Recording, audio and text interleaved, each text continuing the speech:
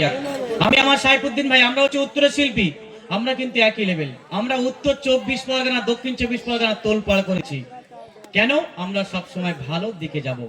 যে কমিটি ভালো না লাগবে, আমার ভাইরা না লাগবে, সে তারিখে অন্য জায়গায় বুক হয়ে যাবে। তো যাই হোক, এবারে আমার মায়েদের কেমন মর্যাদা, গর্ভবতী মায়ের কেমন নতুন গজল আমি আরাবুল ইসলাম বানিয়েছি। দেখুন দেখুন। পর্দা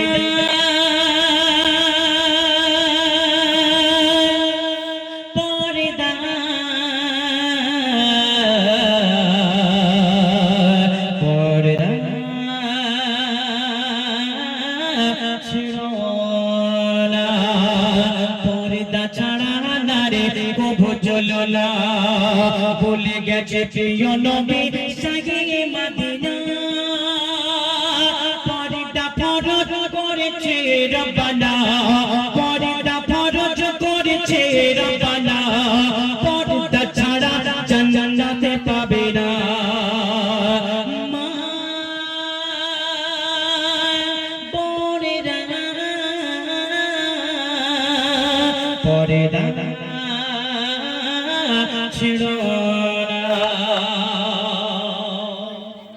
এই দুনিয়াতে যখন আমার আপনার বোন বা মা হোক না কেন, মন দিয়ে শুনবেন সবাই, আমার মা বোনেরা কথা হচ্ছে কেন? কি ওই মিরাজুল ভাইয়ের মতো গজল ভালো লাগছে নাকি ওরকম বলবো? আচ্ছা, এখানে বুদ্ধি হয়নি আমার ছোট ছোট ভাইরা, তার জন্য হ্যাঁ হ্যাঁ করছে। তো আমার মা বোনদের জিজ্ঞেস করবো ওরকম গজল গাইবো নাকি? সবাই ভালো লাগলে বলুন, আর না লাগলে সবাই বলুন যে হ্যাঁ তুমি তোমার মতো গাও, না হয় একটু ওই বিট দেওয়া গজল গাও। কোনটা গাইবো? পেলেন? যেমন হচ্ছে এমন হবে। মাশাআল্লাহ। দেখুন, আমি সামনে শ্রোতা দেখতে চাই, আমি এসেছি শ্রোতাদের জন্য শোনানোর। আমার কমিটি ভাইরা সব রকম ভালোবাসে, সব রকম হচ্ছে, তবে আমি যখন এসেছি আমার মতো শুনতে হবে। তো আমার গজলের প্রতি ফলো রাখবেন। যে মায়ের পেটে 10 মাস 8 মাস 6 মাস 7 মাস বয়স হয়ে যায়, সন্তানের বয়স, হাত হয়ে যায়, পা হয়ে যায়, আমার বোনদের গর্ভে যখন সন্তান থাকে, হাত পা হয়ে গেলে কি করে?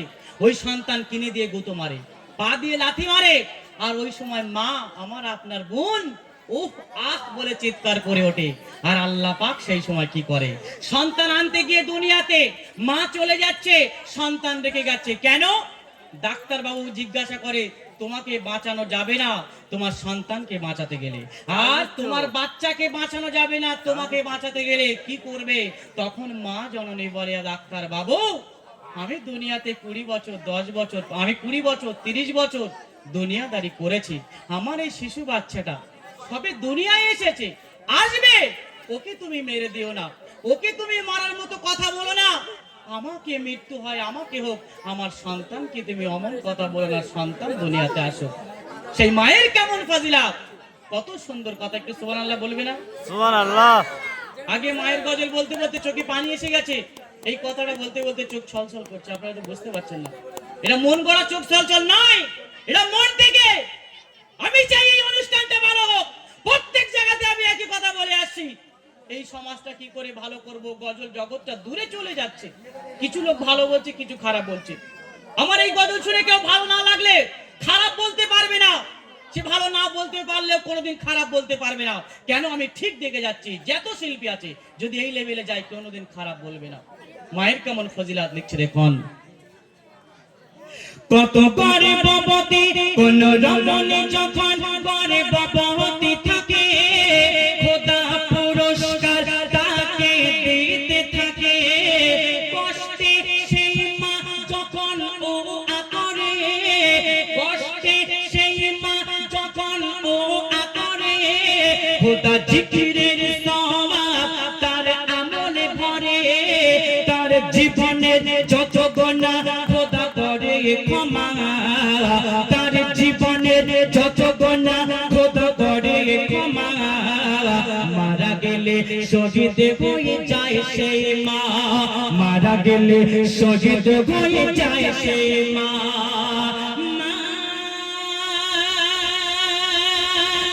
ও সোনারে মা পর্দা ছেড়ো না। আমার আপনার মা বোন তারা জানে আমি যদি মারা যাই আল্লাহ আমাকে শহীদের খাতায় নাম তুলবে, কিন্তু আমার এই শিশু বাচ্চাটা আসবে, একে যদি না আনতে দিই তা কি হবে? তাই তো নাকি আমার ভাইরা ঠিক বলে যাচ্ছে তো নাকি? আমি কোনো মন গড়া কথা বলে যাচ্ছি? কমিটি ভাইরা আমার সঙ্গে একটু ছাড় দেবে। আবার কিছু কিছু আমার মা বোনের আছে, আমি বলে যাচ্ছি বলে কেউ কষ্ট নেবেন না, সব মা বোনকে বলছি না, আবার কিছু কিছু মা বোন আছে দেখবেন তাদের বাচ্চারা কেমন হচ্ছে, এই ফোন না হলে এই বাচ্চারা ঘুমায় না, এই ফোন না হলে এই বাচ্চারা খায় না, এই ফোন না হলে বাচ্চারা স্কুলে যায় না। কেন?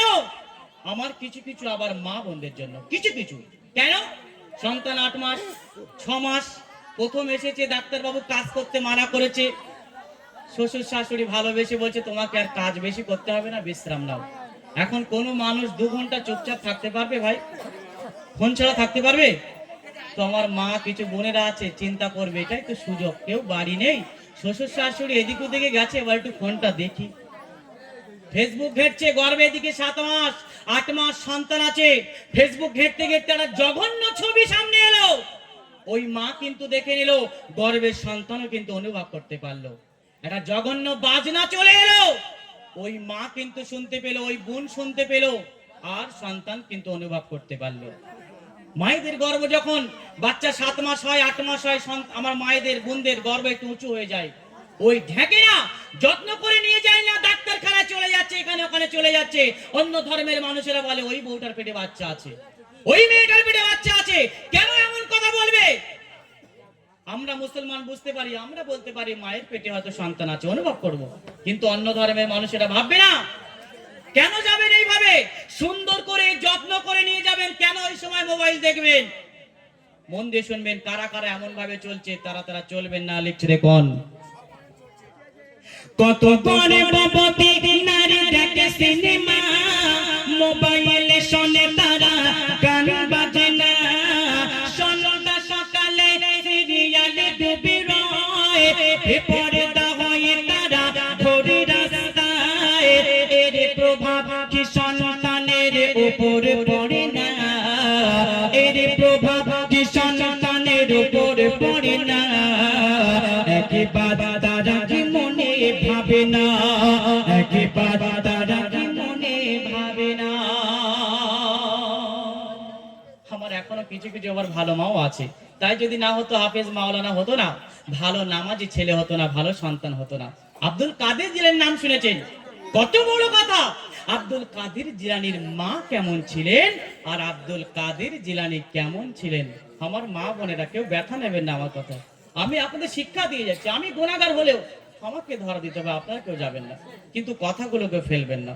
দেখুন কেমন ছিল আব্দুল কাদের জিলানী আর কেমন ভাবে থাকবেন, বলছে দেখুন শেষ কথায়, গরিবে যখন তোমার আসবে সন্তান, পড়বে তখন তোমরা কোরআন, গরিবে যখন ছিল কাদের জিলানী, পড়তো কোরআন কাদের জননী, পড়তো কোরআন কাদের জননী, জন্ম নিল যখন গৌসুল আযম, জন্ম নিল যখন গৌসুল আযম, 18 পারা হাফেজ কোরআন, 18 পারা হাফেজ কোরআন, 18 পারা হাফেজ কোরআন, 18 পারা হাফেজ কোরআন। ও সোনারে মা, পর্দা ছেড়ো না, মা বোনেরা পর্দা ছেড়ো না, পর্দা ছাড়া নারী কবু চলো না, বলে গেল প্রিয় নবী শাহে মদিনা, পর্দা ফরজ করেছে রব্বানা, পর্দা ফরজ করেছে রব্বানা, পর্দা ছাড়া জান্নাতে পাবে না। মা ও সোনারে মা,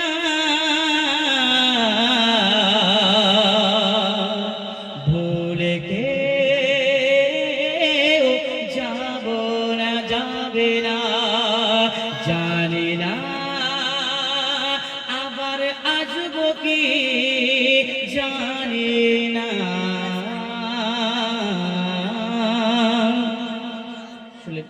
তো যাই হোক, আব্দুল কাদের জিলানী কেমন ছিলেন? আমার মায়েরা বোনেরা, আপনাদের গর্বে যখন সন্তান আসবে এমন ভাবে থাকবে। আমি এখানে যা বলে যাচ্ছি আপনারা কিন্তু বাড়ি নিয়ে যেতে পারবে তো আমার মায়েরা? কি বলে যাচ্ছি বুঝতে পারছো তো নাকি? আমার ভাইরা আরো ভালো লাগছে তো হাত বলবে। তো যাই হোক, এবার একটা গজল পরিবেশন করে শোনাবো, তারপরে আমার সাইফুদ্দিন ভাই এসে তার কাছে দেবো। এবারে যে গজলটুকু পরিবেশন করবো সেটাও আমার মা দেখবে, যে মায়ের এত মর্যাদা, এত মার্তাবা, কিন্তু আল্লাহ রাসূল যেদিন জাহান্নাম জান্নাত পরিদর্শন করতে গেলেন, কবে? মিরাজের রাতে। মিরাজের রাতে যখন আল্লাহ রাসূল গেলেন, জাহান্নাম দেখতে পেলেন। জাহান্নামে আমি একটু গিয়ে দেখবো কি অবস্থা। জাহান্নামে যখন গেলেন, দেখতে পেলেন মেয়েরা বেশি বেশি জাহান্নামী, নারীরা বেশি বেশি জাহান্নামী। কেন, কি কারণে? আল্লাহ রাসূল ফিরে এলেন, তারপরে কি ঘটনা ঘটছে দেখুন। আমার মা বোনেরা তো এবার আমার প্রতি রেগে যাবেন, বলবেন আরাবুল আমাদের এত খারাপ বলে যাচ্ছে। না, আমি আপনাদের বুঝিয়ে যাচ্ছি মা বোনেরা, দেখুন সেই উদ্দেশ্য করে। নবী যখন মিরাজের রাতে